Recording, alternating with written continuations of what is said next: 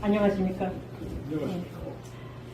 오늘 이 성스러운 자리에 초대해 주신 데 대하여 아버지 하나님께 감사를 드립니다. 저는 북에서 왔습니다. 이제는 여기 모든 분들도 한국이 어떻게 북한 사람들이 탈출하여 나왔는지는 모두 다 잘할 것이라고 생각합니다. 저는 오늘 시간상 관계로 간단하게 한 말씀만 드리고서 나왔습니다. 예, 우리 북한 사람들은 목숨을 걸고 나왔습니다. 오직 김일성을 어버이로 알고 김일성의 말을 신격화하면서 살던 우리가 어찌하여 우리는 고향 땅을 버리고 여기 대한민국으로 왔을까요? 1990년 중반에 사이지가 무너지면서 북한도 무너지게 됩니다. 그래서 우리 북한 사람들은 그때로부터 먹고 살기 위해서, 가정을 살리기 위해서, 자녀들을 살리기 위해서 팔도강산을 떠돌아다니면서 온갖 일을 다 해보고자 하지만은 끝내는 가족을 먹여 살릴 수 있는 길이 없었습니다. 그래서 우리 북한 여인들은 특히 탈북을 하게 되는데요. 중국으로 넘어오게 됩니다.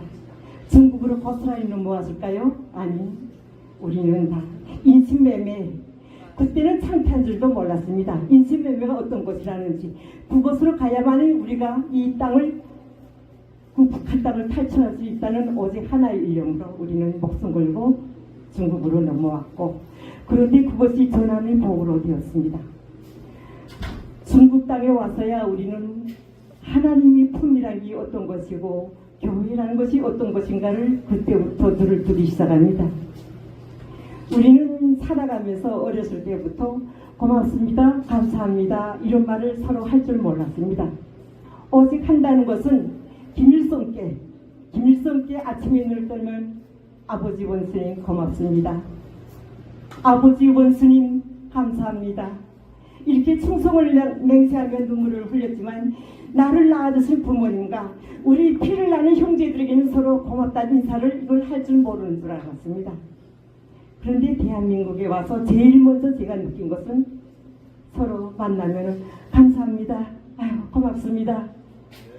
저는 맨 처음에 어떻게 돼서 이 말이 선뜻 그렇게 나오는지는 몰랐습니다.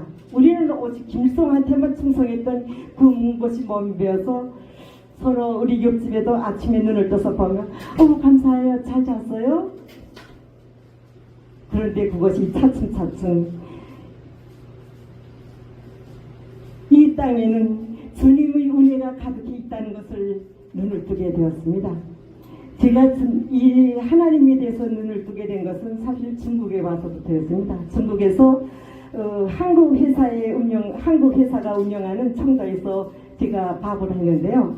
그때 그 사모님께서 독실한 신자였습니다. 그때 저를 하루는 아줌마 같이 교회에 가보지 않을래? 예, 그래요. 그래 따라갔습니다.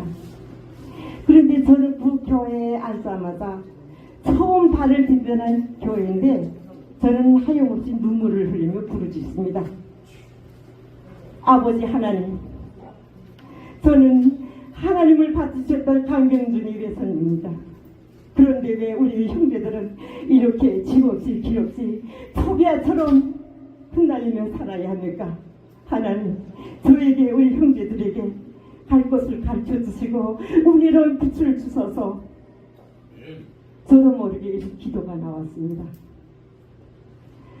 거기에서 저는 사모님으로부터 많은 말씀을 들으셨고 그리고 또 이 TV를 통해서 대한민국이 진정 주님의 땅이라는 것을 알게 되었습니다. 그래서 저는 사실 중국에 와서 다시 북한으로 돌아가려고 하였는데 결심하였습니다. 아니, 내가 그 암흑 땅으로 왜서 돌아가다 나도 세상을 보고 주님을 바라볼 수 있는 것으로 가야 되겠다. 이 결심 하나로 대한민국에 도착하였습니다. 제가 주님을 알게 된다면 무엇이 좋을까? 이런 것도 많이 생각해봤고 주님을 안다는 것이 과연 무엇일까? 이런 것도 많이 생각해보게 됐습니다. 저는 아직 신앙심이 높지 못합니다. 그리고 성경책 말씀에 대해서도 아직 잘 모릅니다. 그러나 제게 한 가지 분명한 것은 있습니다. 하나님을 알면 내가 아프고 힘들 때 울 수 있었고 부르짖을 수 있었고, 그리고 내가 하나님을 안다면은 내가 아무리 가진 것이 없고 화려하지 않아도 정결하게 사는 삶, 깨끗하게 사는 삶을 알게 되었고, 서로 감사합니다. 고맙습니다. 나눔의 삶을 나눌 수 있는 것을 알게 되었고, 내가 또 잘못을 용서받을 수 있고 용서할 수 있다는 정말 뜨거운 것을 정말 저는 진실하게 말하고 싶습니다. 이것이 오직 주님이 길을 따라가는 것이 아닐까 생각합니다. 많은 재고, 많은 물질 아닙니다. 우리가 한 식기 먹고 사는 것도 저는 얼마나 행복한지 모릅니다. 아침에 커피 향기를 마시는 것이, 이것이 주님의 향기가 아니고 무엇일까?